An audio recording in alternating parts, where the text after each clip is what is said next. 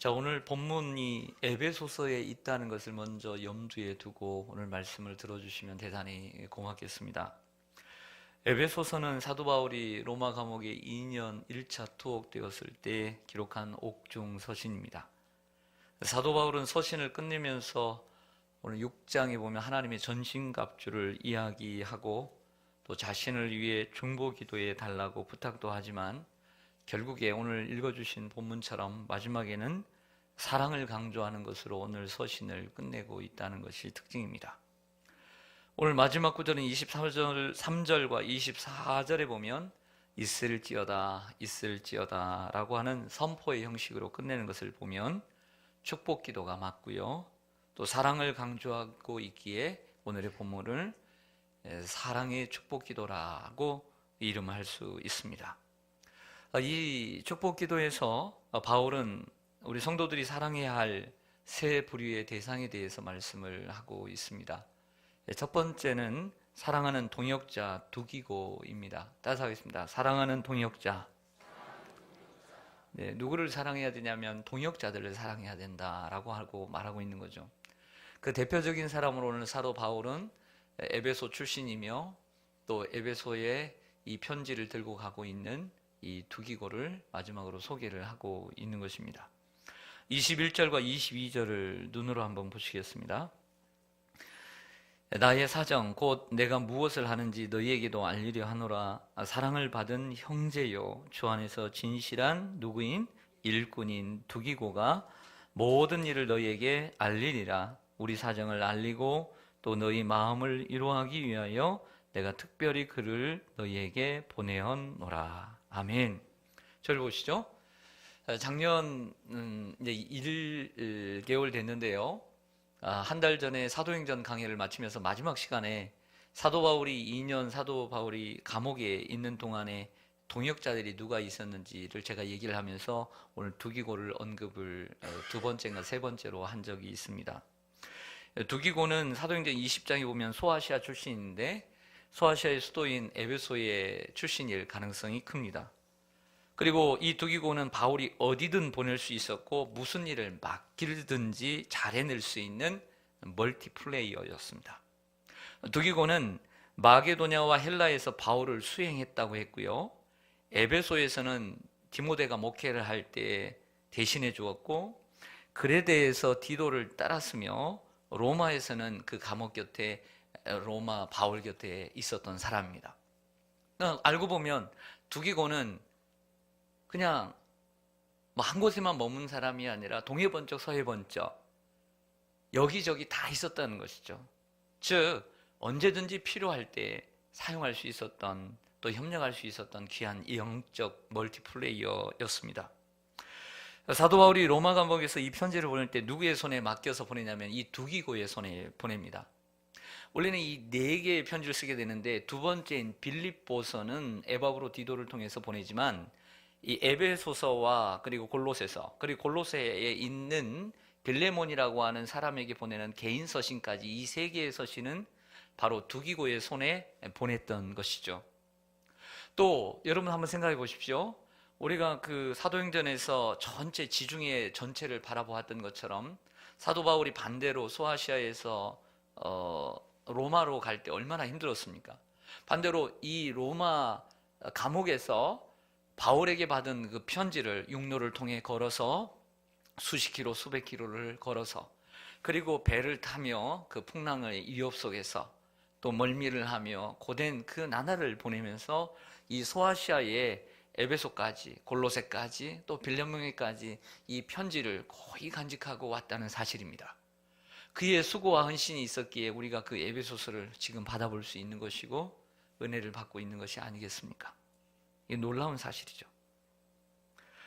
바울이 두기고를 보낸 또 하나의 이유는 오늘 마지막 부분에서 얘기하고 있는 것은 지금까지는 에베소 교회에 필요한 공식적인 서신 속에서 메시지입니다. 에베소 교회에 필요한 메시지를 전하고 있었던 것이죠. 6장이죠. 빌립보서는 4장이고 골로새서 4장이죠. 빌립보서는 1장이죠. 근데 이 6장 속에 공식적인 서신 속에 바울의 개인적인 어떤 세심한 이야기를 끼워 넣기는 좀 안 맞다고 생각을 한 거예요.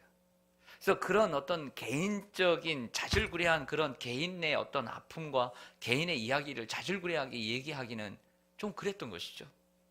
공식적인 서신인데. 그래서 이 두기교회에서 교회에게 말하고 싶은 것은 오늘 얘기하고 있는 것처럼 바울의 사정을 알리고 속사정을 알리고 그리고 성도들을 위로하려고 내가 두기고를 보냈다라고 오늘 편지를 쓰고 있는 것입니다. 공과 사를 구분할 줄 아는 이러한 바울의 모습도 볼 수 있는 것이죠. 그리고 바울은 생각했습니다. 이 두기고는 내 사정을 솔직하게 이 빌립보 성도들에게, 또 골로새에도 똑같은 이런 얘기를 합니다.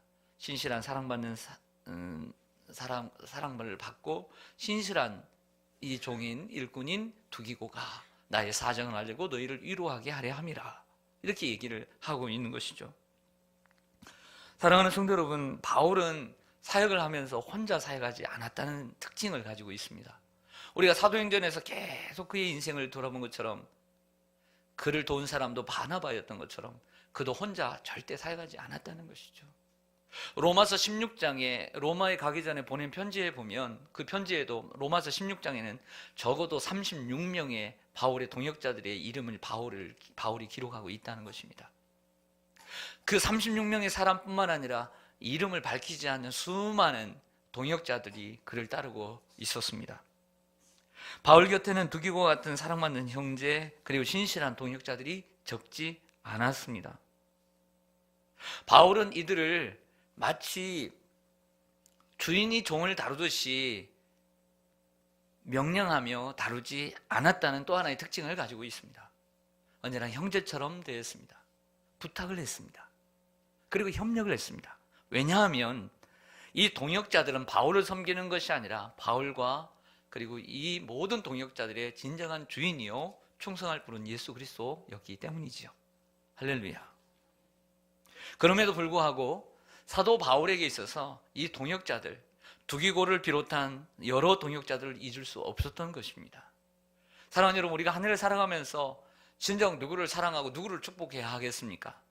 함께 사역하는, 함께 동역하는, 함께하는 일꾼들을 우리는 사랑하고 축복해야 합니다. 이것이 소중한 것입니다. 우리는 혼자 하는 것이 아닙니다. 함께 해야 할 줄로 믿습니다. 이번에 송구영신 예배를 드렸습니다. 송구영신 예배가 토요일 날 있었기 때문에 10시에 드렸고 12시가 좀 넘어서 12시 반 전에 끝난 것 같습니다. 우리는 보통 그날 신년감사 예물을 드리죠. 그리고 재정부에서 신년감사 예물 봉투는 저에게 다시 반환을 시켜주십니다. 보고 기도의 제목을 제가 알고 또 기도할 수 있도록, 또 우리 성도님들이 어떤 기도의 제목을 가지고 있는지를 또 알아야 하기 때문이죠. 천천히 매일매일 읽었습니다. 그 중에 여러분들에게 좀 한 통을 소개하고자 합니다. 절대 이름은 밝히지 않습니다. 이런 내용입니다. 그 감사 내용이 한 절반 이상인데 다 썼어요. 예. 주님의 도우심으로 한 해를 잘 지내게 하심을 감사드립니다. 중간 생략. 온 가족이 주께서 베풀어 주신 은혜를 기억하고 감사하며 내년에도 맡은 일에 최선을 다해서 주님의 몸된 교회를 섬길 수 있도록 기도드립니다. 언제나 그 자리에서 하나님을 기쁘시게 해드리는 우리 가정 되게 해주세요. 또한 목사님의 사역에 힘이 되어드리는 우리 가족이 되길 기도합니다. 예수님의 이름으로 기도합니다. 아멘. 어찌 어떤 목사가 이런 기도의, 성도의 기도의 제목을 받고 듣고 감동하지 않을 목사가 세상에 어디 있겠습니까? 참으로 그 마음의 중심에 목사님의 사역에 진정한 힘이 되어주고 싶은 그 가족의 마음이 구구절절히 저의 마음속에 전달되어지는 순간이었습니다. 어찌 그분만이 그러겠습니까? 꼭 그렇게 쓰지 않았다 할지라도 참으로 이 세대는 옛날처럼 목회자를 존중하지 않고 단순히 고용하는 사장으로서 보는 교회들도 많고, 그리고 감시와 그리고 경계의 눈초리로 보는 이들이 적지 않은 이 세대에 참으로 목회자를 참된 동역자로 알고, 그리고 목회자에게 힘이 되어 드리려고 하는 이러한 신실한 두기고 같은 이러한 성도를 생각할 때 참으로 위로가 되지 않겠습니까? 우리가 서로 사랑하고 축복해야 할 대상은 이처럼 하나님의 사랑을 받고 그리고 함께하는 신실한 동역자들입니다. 올해도 여러분 곁에 두기고 같은 동역자를 두시고 그리고 여러분 자신이 두기고 같은 동역자들이 되어주시기를 간절히 소망합니다. 둘째로 사도 바울이 말하고 있는 우리가 사랑하고 축복해야 될 대상은 성도들이라고 말합니다. 23절을 같이 보시겠습니다. 23절 아버지 하나님과 주 예수 그리스도께로부터 평안과 믿음을 겸한 사랑이 누구에게 있을지어다? 형제들에게 있을지어다. 여기에 형제들은 교인들을 얘기합니다. 즉 에베소 교회 교인들에게 말하고 있는 것이죠. 바울은 이 한 구절에서 건강한 교회가 가져야 할 세 가지 요소를 말하고 있습니다. 그것은 첫째 평안입니다. 둘째는 믿음을 얘기하고 셋째는 사랑을 얘기합니다. 근데 결과적으로 이것은 하나입니다.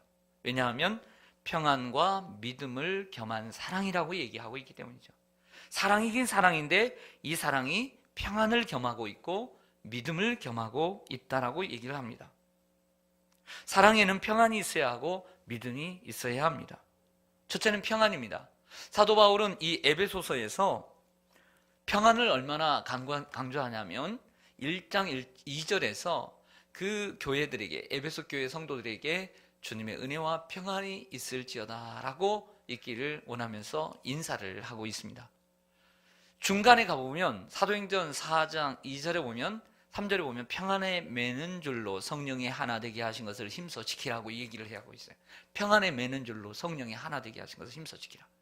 마지막 장 하나님의 전신갑주를 이야기하면서 에베소 6장 15절에 보면 평안의 복음으로 신을 신으라고 얘기했습니다. 복음도 평안해야 한다라고 하는 것이죠. 그리고 오늘 최종적인 결론에서 오늘 23절에 보면 평안과 믿음을 경험한 사랑이라고 얘기를 하고 있으므로 평안이라는 단어를 4번이나 기록을 하고 있다는 것입니다. 성도들에게 필요한 것은 평안인 줄로 믿습니다. 여러분들에게 평안이 있기를 원합니다. 그리고 더 중요한 것은 성도들 간에 평안하기를 바랍니다. 옆에 인사하겠습니다. 올 한 해 동안 평안하십시다.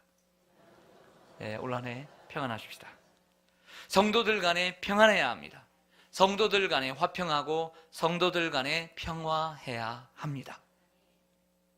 하나님의 은혜는 우리를 예수 그리스도에 대한 믿음으로 이끌어 가지요. 그 은혜로 인하여 믿음으로 말미암아 구원을 얻게 하니까 하나님의 은혜는 언제나 우리를 믿음의 자리로 이끌어 갑니다. 근데 그 믿음은 서로에 대한 사랑으로 더 이끌어 갑니다. 올바른 믿음의 핵심은 사랑입니다. 고린도전서 13장 2절에 보면 또 산을 옮길 만한 모든 믿음이 있을지라도 사랑이 없으면 내가 아무것도 아니요라고 바울은 고린도 교회에 얘기합니다. 고린도 교회의 가장 큰 문제점 가운데 하나는 사랑이었기 때문이죠. 사랑이 없었어요. 고린도 교회는 지식이 아주 대단합니다. 은사도 넘쳐나고요. 은사가 두둑해요. 열심도 있습니다. 열정에 대해서는 누구보다 지진 않아요. 근데 큰 문제가 있어요. 사랑의 문제가 있어요. 사랑의 문제. 성도들 간에 지지고 볶고 싸우는데 아주 가관이에요. 사랑의 문제가 있다는 것은 사람의 문제가 있다는 거예요. 즉 사람과의 문제가 있다는 것이죠. 따라서 하겠습니다. 사랑의 문제는 사람과의 문제다. 이것은 가장 큰 문제입니다. 고린도 교회만 그런 것이 아닙니다. 시온산 교회도 그렇습니다. 시온산 교회만 그런 것이 아니라 이 세상의 모든 교회는 다 그렇습니다. 왜냐하면 이 땅의 모든 교회는 불완전하고 부족한 사람들이 모이는 곳이기 때문입니다. 이 세상의 완전한 교회를 꿈꾸는 것은 유치한 생각입니다. 어리석은 생각입니다. 불완전한 사람들이 모이는데 거기에 완전함이 어떻게 있겠습니까? 그런데 여기서 가장 중요한 것은 사도 바울은 그럼에도 불구하고 주님이 세우신 교회를 포기하고 있지 않다는 사실입니다. 즉 우리가 일반적으로 불완전한 사람이 모이는데 사람은 교회는 다 그래 이렇게 끝나지 않았다는 거예요. 바울은 그렇게 끝나지 않고 뭘 추구했냐면 교회가 거기서 멈춰서는 안 된다는 것이죠. 그것을 뛰어넘어서 주님이 세우신 교회는 정말로 하나 되고 그리고 사랑이 넘치는 교회가 돼야 된다는 것입니다. 그래서 성령의 충만함을 구합니다. 술 취하지 말라 이는 방탕한 것이니 오직 성령의 충만함을 구하라. 에베소 5장 18절에 얘기합니다. 더 나아가서 에베소 6장 11절에는 마귀의 관계를 능히 대적하기 위하여 하나님의 전신갑주를 입으라고 촉구합니다. 바울은 교회를 포기하지 않습니다. 부족한 것 잘 알고 있습니다. 불완전한 것, 흠이 많은 것도 알고 있습니다. 그러나 주님이 머리가 되시니까 성령의 충만함을 입으면, 하나님의 전신갑주를 입으면 교회가 하나님의 교회로 발돋움할 수 있고, 그리고 완전한 교회로, 주님이 원하실 때 우리가 깨끗하다고 노아를 의인이라고 얘기한 게 아니잖아요. 믿음으로 주님을 바라볼 때 노아를 의인이라고 얘기하잖아요. 믿음의 사람들을 완전해서 의인이라고 얘기한 게 아니잖아요. 주님을 바라보고 포기하지 않는 사람들, 그 사람들을 의인이라고 일컫는 것처럼요, 우리가 주님 부족하지만 주님을 간절히 바라고 주님을 닮으려고 노력할 때 주님이 그 교회를 완전한 교회로 인정하신 줄로 믿습니다.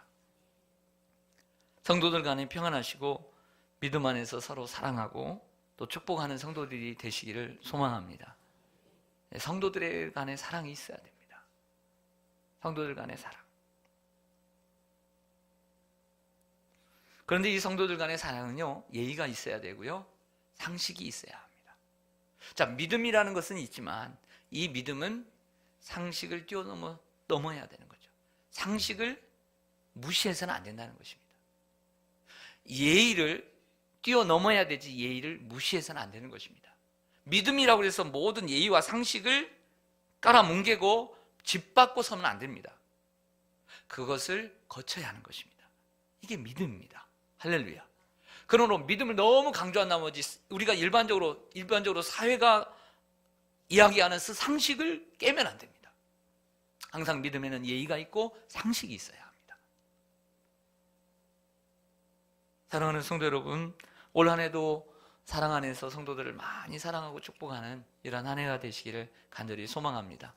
그것보다 더 귀한 것이 어디 있겠습니까? 마지막 세 번째로 우리가 사랑해야 될 대상은 예수 그리스도라고 바울은 말합니다. 24절입니다. 24절 같이 읽겠습니다. 시작. 우리 주 예수 그리스도를 변함없이 사랑하는 모든 자에게 은혜가 있을지어다. 아멘. 가장 중요한 핵심은 여기에 있다고 생각합니다. 바울은 예수 그리스도를 사랑하되 변함없이 사랑하는 모든 자에게 주님의 은혜가 있을지어다 라고 얘기를 하고 있다는 거죠. 여기서 수식하는 변함없이라고 하는 대단히 중요한 단어가 있습니다. 사도 바울이 일부러 끼워놓고 있다는 생각이 듭니다. 왜냐하면 사도 바울은 수많은 사람들을 봐왔습니다. 예수님을 만난 이후부터 자신도 연약했지만 수많은 사람들을 거쳐가면서 주님을 사랑한다라고, 주님을 사랑하는 데는 1, 2등 내놓으라 할 만한 사람이지만 어느 한순간에 변해버리고 그 진실에 보였던 그 사랑이 가짜로 둔갑하는 경우를 많이 보았습니다. 그 보배롭고 존귀한 믿음으로 보였지만 세상의 많은 환난과 여러 가지 어려움 속에서 무너지는 믿음들을 수없이 봐왔습니다. 그렇기 때문에 오늘 이 변함없다라고 하는 단어를 끼워놓고 있다는 것이죠. 이 변함없다라고 하는 헬라어 단어는 고린도전서 15장에 있는 부활장에 등장하는 단어입니다. 부활장에서는 어떠한 단어로 나오냐면 우리 성도들이 죽어서 신령한 몸으로, 영화로운 몸으로 변화되어질 때 썩지 아니할 몸이라고 얘기할 때 그 썩지 아니하다라고 하는 단어가 오늘 본문에 나오는 변함없이라고 하는 동일한 단어입니다. 변함이 없다라고 하는 것은 주님에 대한 사랑이 썩지 않는다는 것이죠. 언제나 변치 않는다는 것입니다. 이것이 주님에 대한 사랑의 모습이라는 것이죠. 사도 베드로는 최후의 만찬석에서 모든 사람이 예수님을 버려도 나는 버리지 않겠다라고 호언장담을 했습니다. 다음날 새벽에 예수님을 3번이나 부인하는 큰 과오를 범하죠.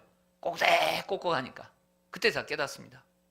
그래서 프랑스나 그리고 많은 서구의 교회는 십자가 대신에 교회 위에 이 닭을 올려다 놓습니다. 경종을 올리는 것이죠. 3일 후에 예수님께서 부활하셔서 풀이 죽어있는 베드로를 갈릴리 그 해변에서 만나십니다. 그리고 이렇게 물으셨을까요? 기독교의 교리가 무엇인지 아니? 교회의 법도가 무엇인지 아니?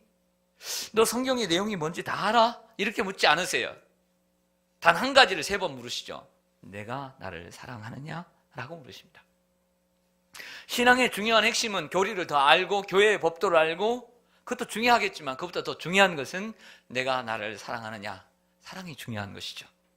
예수 그리스도에 대한 사랑 없이 성도를 사랑하고 동역자를 사랑하는 것, 이건 가능하지 않습니다. 성도들을 사랑하고 이웃을 사랑하고 동역자들을 사랑하는 것은 내가 예수 그리스도를 사랑한 결과인 것이죠. 예수 그리스도를 변함없이 사랑하게 되니까 동역자를 사랑하게 되고 성도들을 사랑하게 되고 더 큰 사랑이 더 커지니까 믿지 않는 죄인들까지도 사랑하게 되는 것입니다.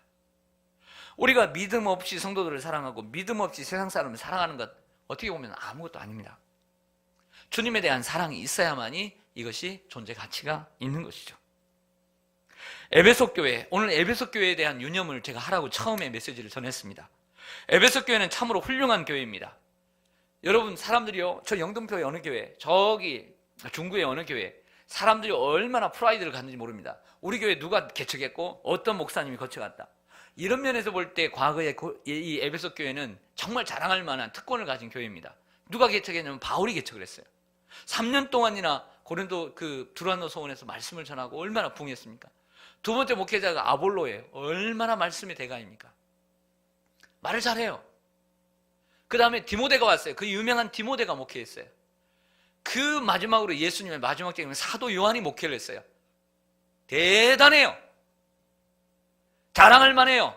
우리 교회 목회자가 누군지 알아? 역대 목회자가? 주기철 목사님이야, 손양원 목사님이야, 한경지 목사님이야, 오카노 목사님이야. 얘기할 수 있어요. 많이 알아요. 그러나 이 에베소 교회가 결정적으로 실패한 것이 있어요. 어제도 말씀드렸지만 요한계시록 2장 4절에 말씀한 것처럼 그러나 너희에게 책망할 것이 하나 있다. 그것은 너희가 처음 사랑을 버렸느니라. 이거죠. 신앙생활은 다른 것이 아닙니다. 주님을 사랑하는 것입니다. 마음을 다하고 성품을 다하고 뜻을 다하고 힘을 다하여 하나님을 사랑하는 것. 내 마음속에 하나님을 사랑하는 마음이 있다.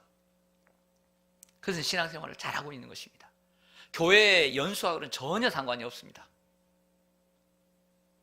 자, 좋은 비유가 될지 모르지만 한번 비유가 되는지 한번 여러분들이 판단하세요. 뭐 설교를 판단하는 것은 아니고, 제가 결혼한 지 20년이 되었습니다. 올해 21년 차입니다. 만 20년이 됩니다. 우리 서로 인사하겠습니다. 이렇게 물어보겠습니다. 장로님, 집사님, 권사님 결혼한 지 몇 주년이세요? 시작. 결혼한 지 몇 주년이세요? 네. 계산하느라고 바쁘신 분들이 있어요.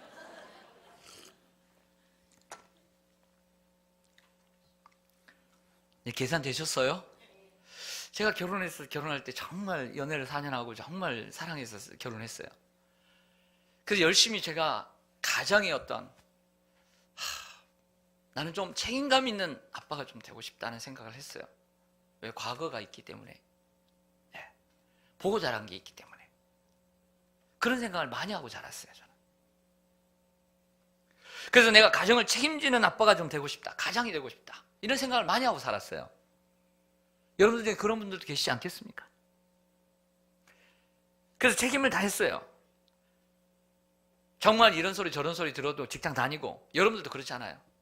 싫은 소리 들으면서 직장 생활하고, 힘들어도 아침 일찍 일어나 저녁 늦게까지, 남들은 다 퇴근하고 운동하고 뭐 자기 몸 사리고 그렇지만 밤늦게까지 일하고 그러다가 집에 줬습니다. 10년 동안 20년 동안 애들 고등학교 대학교 다니면서 그 애들 어렵게 대학 진로 진학시켰습니다. 학원 보내고 대학 들어갔더니 400만 원 500만 원 어렵게 대학 등록금 준비해가지고 애들 보내고 군대 보내고 시집 보내고 결혼시켰습니다. 열심히 책임을 다했습니다. 얼마나 대단합니까? 훌륭합니다. 그런데 20년, 30년, 40년, 50년이 됐다고 치십시다. 그렇다고 해서 책임을 다했지만 아내를 사랑하십니까? 정말 가정을 사랑하십니까? 자식들 사랑합니까? 키워놨더니 정말 사랑스러운 자녀들입니까? 때로는 이런 생각 들지 않겠습니까? 내가 이들을 위해서 내가 살았나? 내가 이들을 위해서 내 그 파란만장한 그 젊은 시절을 내 삶을 위해서 드리지 않고 살지 않고 정말 내가 고생하면서 살았던 것인가? 이런 후회를 하는 사람이 가장이 없겠습니까? 그런 아내가 없겠습니까?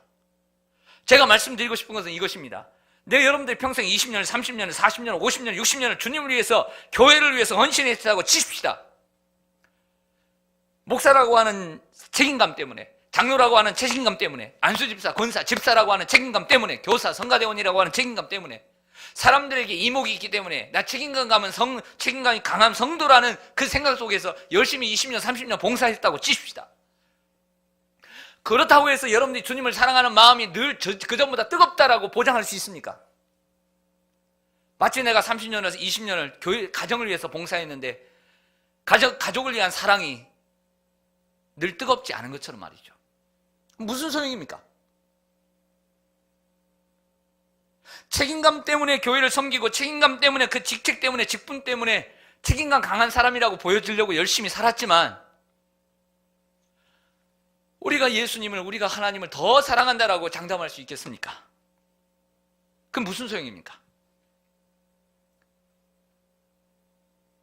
어떻게 적절한 비유가 좀 됐는지 모르겠습니다. 그러므로 더 중요한 것은 나와 하나님과의 관계 속에서 내가 하나님을 얼마나 사랑하느냐, 하나님 앞에 내 삶을 얼마나 드리는가, 여기에 우리는 붙잡고 씨름해야 합니다. 여기에 우리의 신앙생활에 아주 중요한 문제가 있는 것이죠. 여기에 풀리면 모든 것이 풀립니다. 그렇게 살아가는 사람이 다윗이고, 그렇게 살아가는 사람이 모세고, 그렇게 살아간 사람이 바울이고, 그렇게 살아간 사람들이 바로 우리의 믿음의 선조들이라는 것이죠. 할렐루야. 2017년 한 해는 예수님을 더 사랑하는 한 해가 되시기를 바랍니다. 그 예수님 사랑으로 여러분들 함께하는, 혼자 하지 말고요, 동역자들을 사랑하고, 그리고 성도들을 많이 사랑하고 축복하는 복된 한 해가 되시기를 주님의 이름으로 간절히 축원합니다. 아멘. 기도하겠습니다.